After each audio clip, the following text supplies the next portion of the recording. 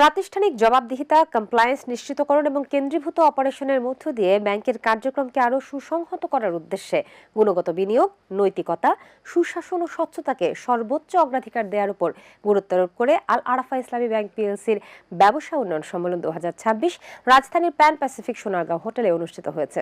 বিস্তারিত রিপোর্টে। আল আরাফা ইসলামী ব্যাংক পিএলসির ব্যবসা উন্নয়ন সম্মেলন 2026 রাজধানীর প্যান প্যাসিফিক সোনারগাঁও হোটেল বলরুমে অনুষ্ঠিত হয়েছে। ব্যাংকের চেয়ারম্যান খাজা শাহরিয়ার প্রধান অতিথি হিসেবে সম্মেলনের উদ্বোধন করেন এবং ব্যবস্থাপনা পরিচালক ও সিইও মোহাম্মদ রাফাতুল্লাহ খান অনুষ্ঠানে সভাপতিত্ব করেন। সভায় ব্যাংকের পরিচালক বৃন্দ মোহাম্মদ শাহিনুল ইসলাম, মোহাম্মদ আব্দুল ওয়াদুদ, অধ্যাপক ডক্টর এম আবু ইউসুফ এবং মোহাম্মদ আশরাফুল হাসান এফসিএ উপস্থিত ছিলেন।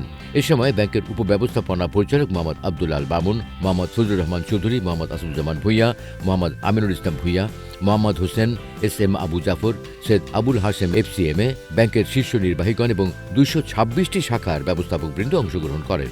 এ সময় ব্যাংকের সার্বিক ব্যবসা পরিস্থিতি নিয়ে পরিচালক পর্ষদ এবং ব্যবস্থাপনা কর্তৃপক্ষ শাখা ব্যবস্থাপকবৃন্দের সঙ্গে আলোচনা করেন। প্রধান অতিথির বক্তব্যে ব্যাংকের চেয়ারম্যান খাজা শাহরিয়ার বলেন, বিনিয়োগের গুণগত মান উন্নয়ন, ঝুঁকি ব্যবস্থাপনা এবং প্রভিশনিং সক্ষমতা আরও শক্তিশালী করার সুযোগ সৃষ্টি হয়েছে, যা সরাসরি ব্যাংকের মুনাফা, সম্পদের মান ও সামগ্রিক সক্ষমতার সঙ্গে সম্পৃক্ত। তিনি আরও বলেন, 2025 সালে আমাদের ব্যবসায়িক অগ্রগতির ধারা আমাদের কিছু গুরুত্বপূর্ণ বিষয় নতুন করে ভাবার সুযোগ করে দিয়েছে।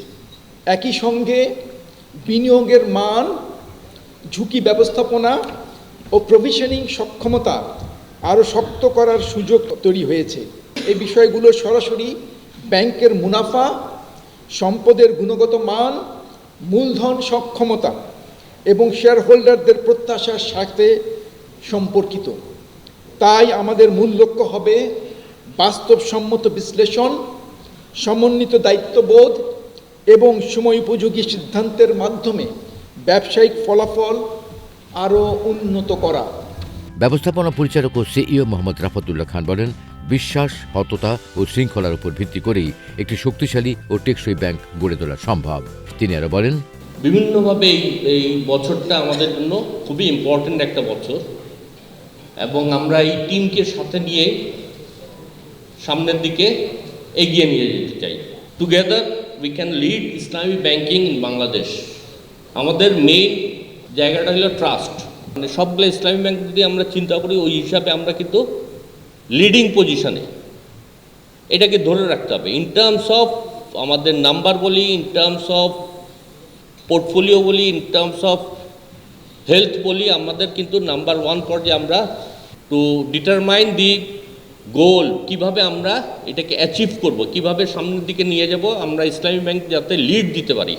সম্মেলনে ব্যাংকের পরিচালনা মুনাফা, আমানত সংগ্রহ, বিনিয়োগ প্রদান ও আদায় এবং সামগ্রিক উন্নয়ন অর্জনের উল্লেখযোগ্য অবদান রাখার স্বীকৃতিস্বরূপ বিভিন্ন ক্যাটাগরিতে 77টি শাখা, ব্যক্তিগত পারফরমেন্সের জন্য 32 জন কর্মকর্তা এবং প্রধান কার্যালয়ের একটি বিভাগকে বিশেষ সম্মাননা প্রদান করা হয়।